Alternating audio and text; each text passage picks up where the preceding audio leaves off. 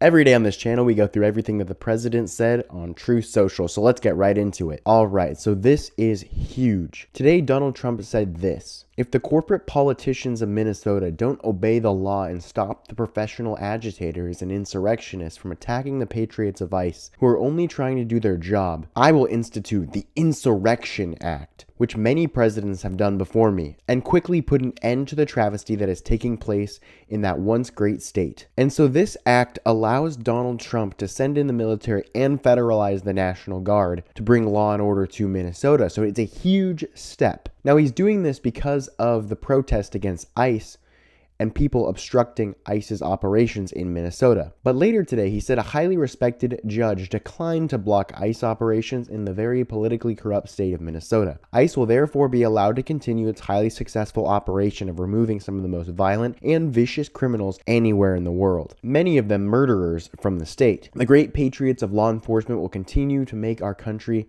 safe, citing record low crime numbers. And he asks, does anybody believe that in Minneapolis, these are the food stamp businesses? There's no food, there's no cleanliness, there's no service, there's nothing. You can see here, these were probably marked as food stamp businesses. Now moving on to Iran, we've heard Trump talk about striking Iran, but today he said Iran protesters are no longer going to be sentenced to death after President Trump's warnings. Likewise, others, this is good news. Hopefully it will continue. And this is after we heard reports of him calling off a strike last minute. And today, President Donald Trump called on Congress to enact the Great Healthcare Plan, putting patients before profits. It's aiming to lower drug prices, lower insurance premiums, and holding big insurance companies accountable by maximizing price transparency. Now, the quick TLDR on this is it's going to grandfather in negotiated deals for lower drug prices. It introduces a cost-sharing reduction program for healthcare plans, which is aiming to save taxpayers at least $36 billion,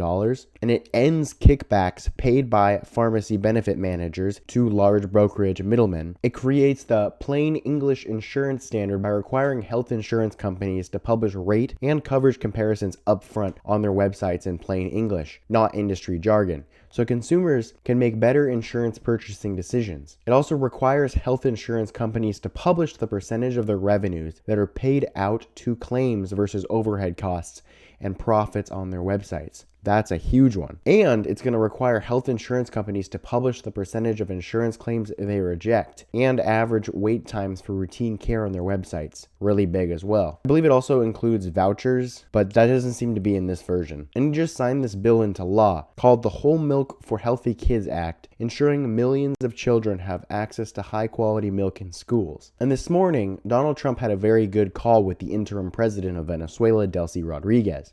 He said, we are making tremendous progress as we help Venezuela stabilize and recover. Many topics were discussed, including oil, minerals, trade, and of course, national security. This partnership between the United States of America and Venezuela will be a spectacular one for all. Venezuela will soon be great and prosperous again, perhaps more so than ever before. And he also says the United States is prosperous, saying great financial numbers were released today. Our country has never done better. So many people ask me the reason for this, and I tell them in just one word: tariffs. We've taken in hundreds of billions of dollars with virtually no inflation, and our national security has never been as strong as it is today. God bless the USA. Look at the statistic. Apparently, the EU makes more from fines on US tech than tax from all of public European tech. In 2024, the EU fined US tech companies 3.8 billion euros. Meanwhile, public internet tech companies paid only 3.2 billion euros in income tax. You can see that right here. This is all the fines from the different companies,